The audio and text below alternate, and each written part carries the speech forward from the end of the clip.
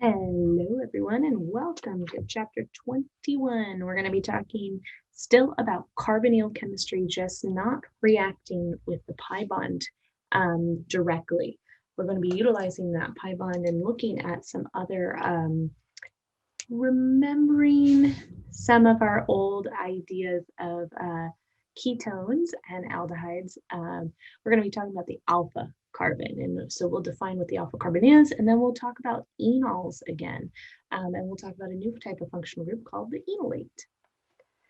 So when we're talking about alpha carbons, this is where an enol or an enolate is going to start to react with the alpha carbon or be a part of the functional group. Greek letters are used to describe the proximity of carbons and the relative to the carbonyl. So the carbonyl is kind of like our home plate here. That was our electrophile in the previous chapters. Now, the alpha carbon that we are going to be discussing in this chapter is the adjacent next door carbon. That's what we're talking about. And this chapter is going to explore the reactivity at this specific position. So alpha protons are the protons attached to the alpha carbon, right? So we can say if this is an alpha carbon, it's adjacent to the carbonyl.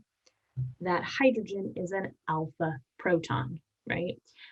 Now, we remember, hopefully, that enols can be produced in certain reactions of alkynes. Carbon-carbon triple bonds can use acid-catalyzed hydration or hydroboration oxidation to create an enol. So we have seen enols before. It was way back in chapter 9. And they tautomerize to ketones. We are going to be utilizing that relationship between the enol and the keto form in all of these reactions. Now, if a catalytic amount of acid or base is used, we go from the ketone to the enol form, which again, ene for the alkene, all for the alcohol, so enol. Again, notice the alpha carbon is now the one that has the pi bond and the oxygen has the hydrogen. If we use a strong base, though, we actually can get a deprotonation of the alpha carbon, which creates an enolate. Notice again, the pi bond is there between the alpha carbon and the carbon of the carbonyl, but instead of an alcohol, we have an oxygen with a negative charge. Most of the reactions in this chapter will proceed via an enol or an enolate intermediate. So in the presence of an acid or base, a ketone or an aldehyde can exist in equilibrium with its enol form, right? We remember that they were tautomers.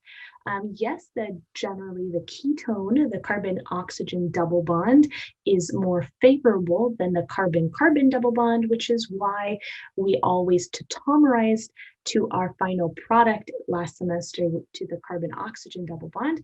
This is typically more stable over here on the ketone side. And that's due to the carbon-oxygen double bond being more stable than the carbon-carbon double bond. However, they are in equilibrium. Both are present in a sample of ketone or aldehyde, all right? Gotta love the memes. If you ever watched Scooby-Doo, I'm not sure if that was way too past your time, but they always discover who's the villain at the end, and he says, I would have gotten away with it if it hadn't been for those darn kids. Ketones and enols are constitutional isomers, but essentially they are tautomers, right? There's a special relationship between these constitutional isomers that makes them more closely related than our typical constitutional isomer. All right, there are exceptions to the idea that the ketone is more favorable. The diketone, which we will be talking about later on, is actually more favorable in its enol form. And it's most likely due to the idea that it is stabilized by conjugation with the second ketone. So notice how this ketone stays the same and the other ketone converted to an enol. And it does exist in a relatively high abundance in this enol form, probably due to conjugation between the alkene and the carbonyl that's left over, and intramolecular hydrogen bonding. Remember, we've talked about 5 or 6 membered ring interactions. 1, 2, 3, 4, 5, 6. There's your 6-membered ring that is causing that hydrogen bonding to be favorable. Now, this carbon right here is the alpha carbon, right? There's the alpha carbon, and so it is sandwiched in between 2 carbonyls. So we still do have an alpha carbon there and some alpha hydrogens. The 1,3-diketone is specific to us in this chapter because it is relatively reactive at that alpha carbon. Phenol is another example where the enol is vastly favored over the keto in the equilibrium form, because phenol is in the enol form is stabilized with aromaticity. So let's just remind ourselves what the mechanism is for tautomerization, whether it is in acid conditions or base conditions. These are both catalyzed reactions. So we use our acid or base in the first step. We do some resonance, and then we'll reform our acid or base.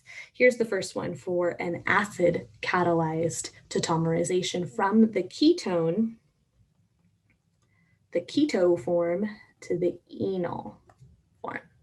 We just simplify ketone here for the keto, meaning the carbonyl form, right? And the enol, meaning the carbon-carbon double bond form.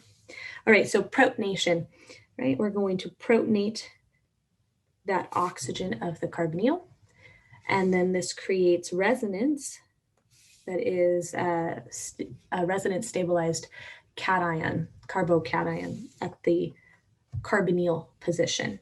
And then another proton transfer, we will deprotonate the alpha hydrogen, the alpha proton can then deprotonate and roll those electrons down to be a new pi bond.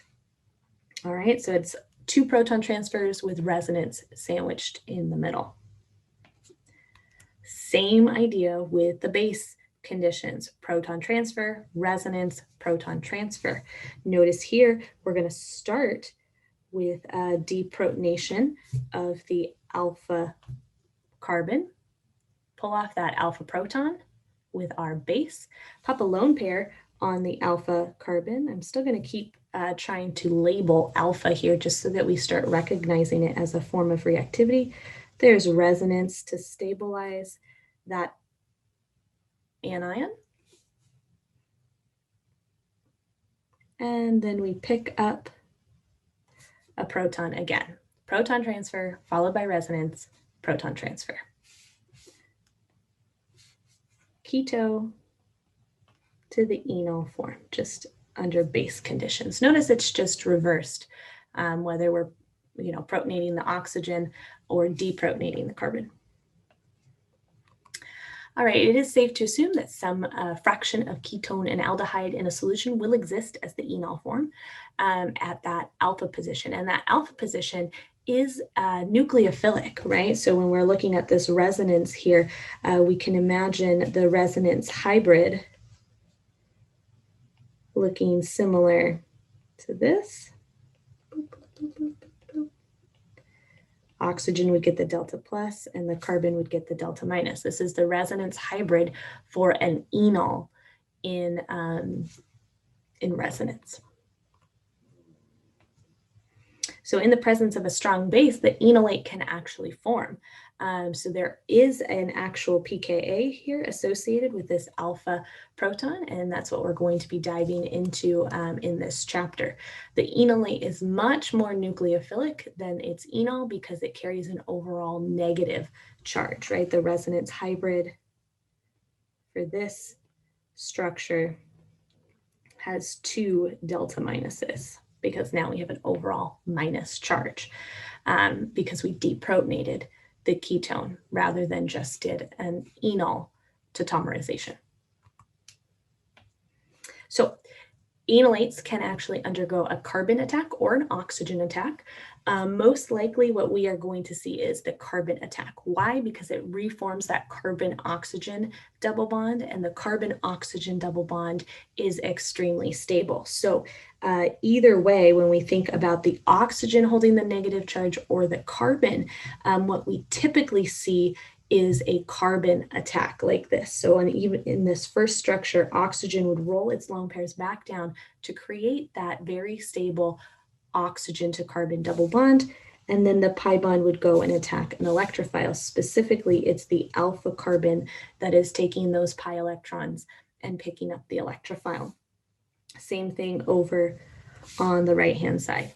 The alpha carbon has the negative charge in this resonance form, and therefore it is the nucleophile. Most of the reactions in this chapter are going to be dealing right here with enolates attacking an electrophile. So alpha protons are the only acidic protons on an aldehyde or ketone that can be removed to form an enolate. If you want to think about stepping back further away from the carbonyl, it's not going to happen. Why? We lose resonance stability. The beta or the gamma, right? If you think A, B, C in Greek, alpha, beta, gamma. Beta and gamma protons are not acidic. There's no resonance stabilizing them, so deprotonation will not occur. Here are some pKa values of some specific ketones and aldehydes: acetone, acetophenone, and acetaldehyde. So you see that it ranges for ketones and aldehydes around 16 to 20, let's say. And so we have to consider this pKa value when we're looking at a proper base to form an enolate, right? Remember, so these pKa values have to be lower than the pKa of the conjugate acid. So let's look at all of our different range of pKa's here for alpha carbons. Notice how all of these are alpha carbons, and we will be seeing a variety of these throughout this chapter.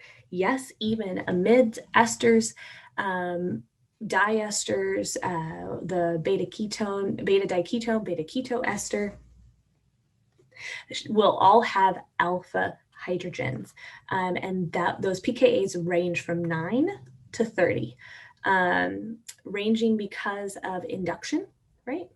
So if we think about nitrogens and oxygens, they push electron density towards the carbon of the carbonyl via resonance and induction. And so those raise the pKa slightly. Aldehydes and ketones are right down in the middle, around 17 to 19. When we institute resonance between two carbonyls, an alpha carbon sandwich between a diester or a beta ketoester or a beta diketone, all three of those on the right-hand side have drastically dropped their pKa's. So they're not super acidic, but they're definitely a lot lower than our typical sp3 carbons to hydrogens. And the reason for that is more resonance, more stability of the conjugate base, right? So these pKa values I expect you to be able to utilize and to understand, and we'll be picking our bases based off of these numbers. So looking at the aldehyde first, we'll take our simple acetaldehyde here. Alpha carbon with a pKa of 16.7. If we think about ethoxide or methoxide or ethanol, sodium hydroxide, we see that we could imagine the acid-base curved arrows, but look at these pKa ranges. They are so close. When an alkoxide is used, an oxygen with a minus charge, when an alkoxide is used, the enolate nucleophile, right, can react with the ketone, as we'll see in a later chapter. But notice here our arrows are resonance arrow or equilibrium arrows, equilibrium arrows. And those equilibrium arrows favor the ketone form rather than the enolate form, or the aldehyde form rather than the enolate. And so that's going to be something very, very important. This is a reversible reaction. To irreversibly and completely form the enolate, stronger bases must be used. One stronger base that we have seen before is sodium hydride, NaH. NaH is really, really good at deprotonating alpha carbons because H2 gas is formed. H2 gas not only bubbles out of solution, but remember its pKa is 35. So again, if we're thinking pKa around 16.7 here, we see that as we go from reactants to products, the product conjugate acid pKa is much higher than that of the reactant acid. So therefore, products are favored. Excellent. LDA, lithium diisopropyl amine, is also really, really good. Now, how LDA is formed is by treatment of diisopropyl amine. This proton right here gets deprotonated with butyl lithium. And this beautiful LDA structure is what can go into reactions as a very strong base. Why is it a great base? It's large, so it doesn't want to substitute. And it is a nitrogen with a negative charge. It is very, very reactive. When LDA is used to form an enolate, the amount of ketone present at equilibrium is almost zero. We will see that that nitrogen can deprotonate the alpha carbon, pKa 36 for the conjugate acid, which is 20 times higher than the pKa of the original acid, which means, again, log base 10 scale, 10 to the 20 times more product. That's a lot of product compared to reactant, right? Log base 10 scale, that pKa, don't forget about that. So LDA features two bulky isopropyl groups, which allows to be a strong base, but not a good nucleophile. Too much steric hindrance. All right, so thinking about what we just covered with choosing a base or an enolate formation, there will be some times when we want to take aldehydes or ketones in an equilibrium reaction to form the enolate. Sometimes we're going to want to just have only irreversible enolate formation. All right, so we're going to see those two in just a few moments. If you have one of our dicarbonyl compounds, one of the carbonyls that had the pKa range extremely low, when we see those, LDA is actually not even necessary, right? If the pKa is less than 16, right, less than the conjugate acid of hydroxide or ethoxide, then it's nearly completely enolate formation, right? So when we're thinking about the pKas of a dicarbonyl ranged from about 13 to 9 for the pKa. All of those are less than the pKa of water or an alcohol, right? Those pKas are around 15 to 16. So no matter what, you don't need LDA. Don't waste the money using a really, really strong base when sodium hydroxide does just fine. The pKa of that dicarbonyl compound in its alpha proton position is already a lot lower than that of the conjugate. So good to just go ahead and use sodium hydroxide, sodium ethoxide. Sodium methoxide will also see this, this chapter as well. All right, let's start with our first reaction, alpha halogenation. So taking that alpha carbon and popping a halogen on it. Under acidic conditions, ketones and aldehydes undergo alpha halogenation. It works with Cl2, Br2, or I2. Again, no fluorine, please. Not going to be helpful. Notice this is Under acidic conditions, we have a little bit of H3O plus. That bracket around it again just means its catalytic amount. So H3O plus is not going to add things except for being able to use proton transfers. So acidic conditions also means enol is the reactive intermediate, right? We will not see reactive bases in this curved arrow mechanism. If we're in acidic conditions, just like before, we see positively charged things, not negatively charged things. Let's go ahead and walk through the mechanism. We're in an acid. What do acids do? They donate protons. We're going to see the enol formation, the tautomerization to the enol form first. So protonate that oxygen of the carbonyl.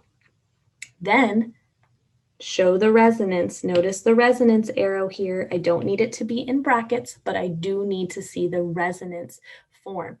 And then we'll take water to form the enol in a second proton transfer.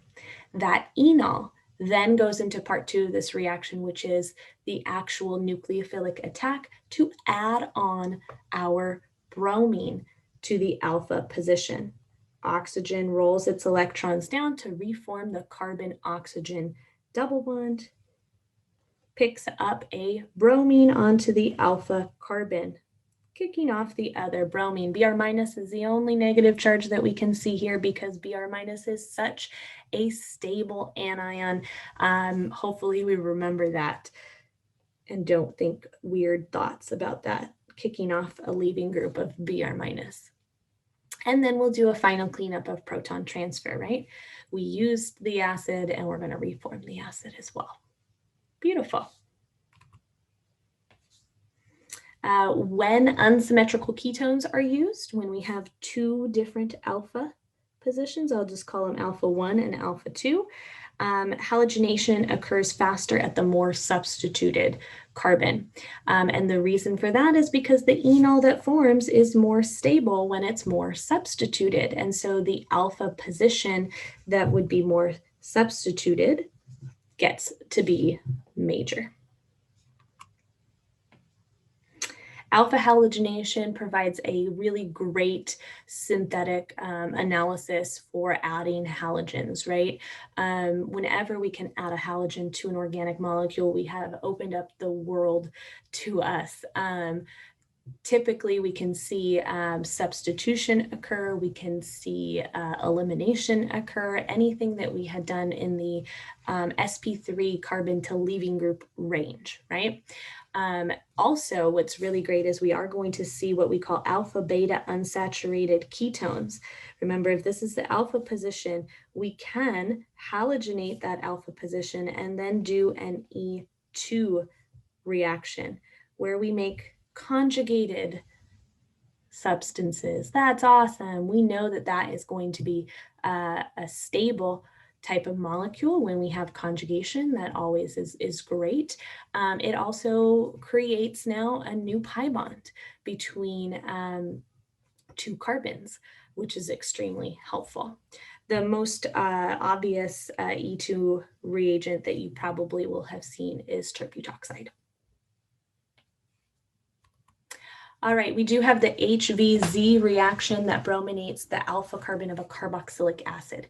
Now, alpha halogenation previously with acid catalyzed H3O plus and Br2 cannot work with carboxylic acids because of the actual acidic proton on the carboxylic acid functional group. So we do have a slight different reaction here. We do not need to go through the curved arrow mechanism.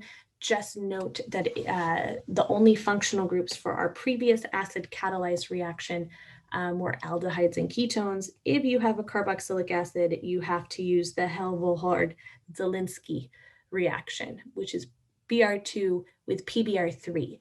Again, PBr3 is a Lewis acid catalyst, all right? So it does slightly change our intermediate to an acid halide enol. But again, it's because we're avoiding the carboxylic acid functional group.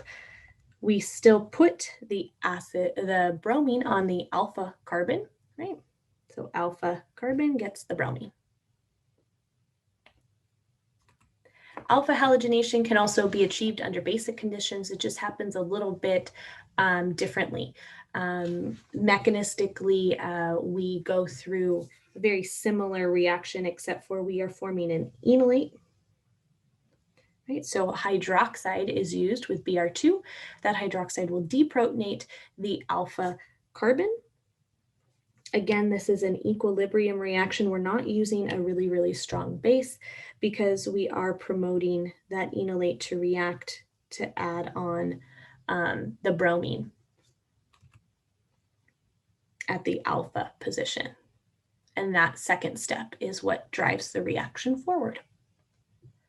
Now, under basic conditions, polyhalogenation typically occurs. So if this was an exam question, I would expect you to halogenate every alpha position that we have, because once the ketone is brominated once, it actually is a more stable enolate and it forms faster with one bromine and then two bromines, etc. Right? So this is what we would expect for the product of base catalyzed halogenation. You find the alpha carbons, however many alpha protons there are, you pop a bromine on them. Under basic conditions, methyl ketones are converted to carboxylic acids. And that is because of using excess halogen and hydroxide. It's called the haloform reaction. And what actually is the intermediate that will form is a very, very good electron withdrawing group, CBr3, and then H3O plus will convert that to a carboxylic acid. Let's take a look at the haloform mechanism so that we can see the acyl substitution that occurs here. After all three alpha protons are replaced in our base substituted reaction, just like before, base catalyzed, the CBr3 acts as a good leaving group. And so hydroxide can come in, attack the carbon of the carbonyl in the pseudo chapter 20-ish style reaction. And then oxygen will roll its lone pairs back down after forming that tetrahedral intermediate and kick out the good leaving group, which is CBr3. Now, again, the resulting carboxylic acid is deprotonated, which even though this last step of kicking out the leaving group is an equilibrium reaction, it's the reaction of proton transfer between the leaving group and the carboxylic acid that drives the reaction to completion. This is a very, very good acid-base reaction. So that's also why we typically see H3O plus, an acid workup, used. Very reminiscent of chapter 20, if I might say. All right, so Br2Cl2 or I2 can be used with base catalyzed halogenation reactions as well. These are great ways to produce carboxylic acids from ketones. It works best if the other alpha carbon has no alpha protons, though, because again, this is the Oprah reaction of halogenation, alpha halogenation under base catalyzed condition goes everywhere. You get a bromine, you get a bromine, you get a bromine. It's the Oprah reaction. So if you just want to convert to a carboxylic acid, be aware that this R group should have no alpha protons to best fit what the haloform reaction was intending. All right, alkylation of the alpha position. Not only can we put a bromine on that position, I want to jump forward a little bit to section 5. I think this goes very well with our current understanding of enolates and enol intermediates and using bases to form the enol. So I want to jump forward a little bit. So jump forward to section 5, alkylation of the alpha position. The alpha position, we'll just label 1 right here, can be alkylated. It can have a new carbon group being added when an enolate is treated with an alkyl halide. That second step right here is just an SN2 reaction. So we can use a base to form an enolate, and then we can do an SN2 reaction with an alkyl halide. Super great second follow-up step, all right? Now, backside attack, kick out the leaving group. Be very, very careful with those R groups. Typical restrictions of the SN2. Remember, primaries and methyl alkyl halides are amazing at SN2 reactions. Once you get to secondary or tertiary alkyl halides reacting with a strong base and strong nucleophile, E2 elimination reactions dominate. So when we're thinking about what to bring up in our second step here, we're going to stick with methyl halides or primary halides. Okay, beautiful. We'll talk about the aldol reaction later. The aldol reaction is going to be a competitor with alkylation. So we do use strong bases when looking at aldehydes and ketones. Regioselectivity is an issue with unsymmetrical ketones. And so that's what we're going to talk about first, not the aldol competition yet. We're first going to talk about regioselectivity. What happens if we have this starting material? Here's our starting material, and we want to alkylate. Well, I have two different alpha positions, alpha 1 and alpha 2. Which one do I choose? Well, it's going to be based off of the base. It's all about that base. So when we're looking at these two ideas, one side, the alpha 1 that I wrote there, is kinetically favorable. It's less stable, but it forms faster. Why? Less steric hindrance, okay? So if you're looking at these two sides, one will have less steric hindrance, and that's what we will call the kinetic enolate.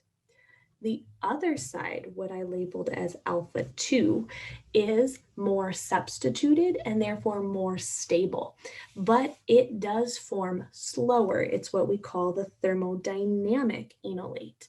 We've used these terms kinetic and thermodynamic before. Thermodynamic always hinted towards a stable product, a more stable type ending point. Kinetic always went to forming faster. Okay, so here we have a kinetic option and a thermodynamic option. Again, looking at their pathways, kinetics, lower activation energy. It's faster to go to the alpha that has less things on it, more hydrogens, less other bulk, right? But it's overall more stable. Oops, two words, Lauren. More stable to form an enolate that is more substituted. It's just slower. Notice how high that activation energy is. Higher the activation energy, slower the reaction. Okay, kinetic enolate is always favored by irreversible conditions, LDA at low temperatures. Thermodynamic enolates are favored by reversible conditions. This could be using NaH at room temperature. You can also use alkoxides at room temperature, but in real life, you probably wouldn't use those. Typically, one of these two will be our setups. LDA at negative 78 degrees Celsius, super cold, not allowing enough thermal energy to reach the higher activation energy of the more stable enolate. NaH with 25 degrees Celsius, much more thermal energy is provided, and so that ends up putting the R group on the more substituted thermodynamic. So here's kinetic and thermodynamic.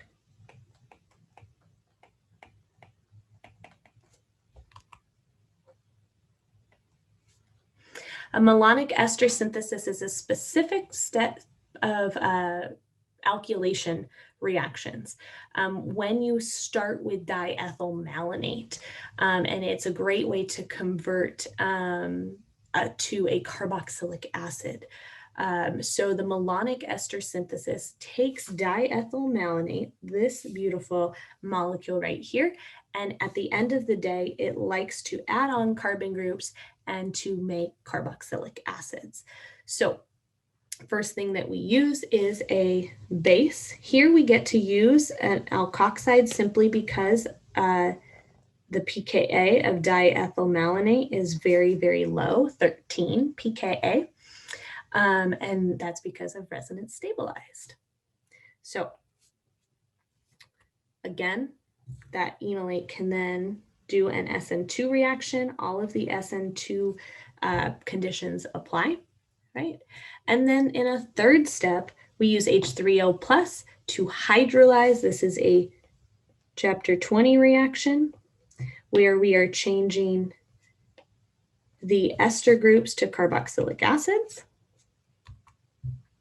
If we decided to use heat, one of the resulting carboxylic acids can then be decarboxylated, and it is involving an intramolecular style reaction where we are driving off carbon dioxide. So notice here in the very bottom, we've rearranged our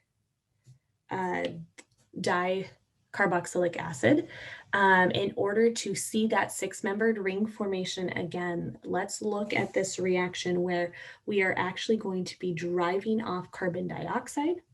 The pi bond will pick up a proton, causing this oxygen-hydrogen bond to relax down. This forms carbon dioxide. There's the CO2 forming, and it kicks off that last bond to the alpha carbon to make a double bond. Okay, so here's our alpha.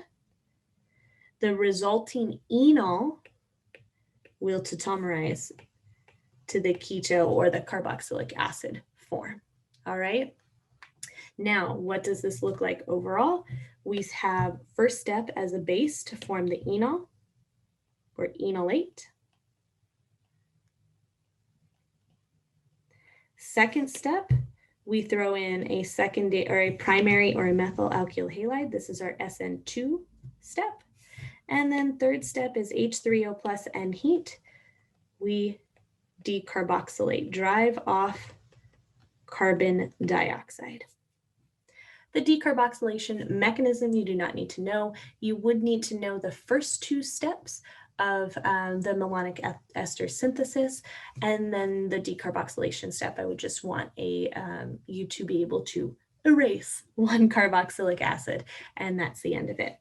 Notice there are two protons on the alpha position, so there is up to 2 different R groups that you could have on this synthesis. The acetoacetic ester synthesis is the exact same thing.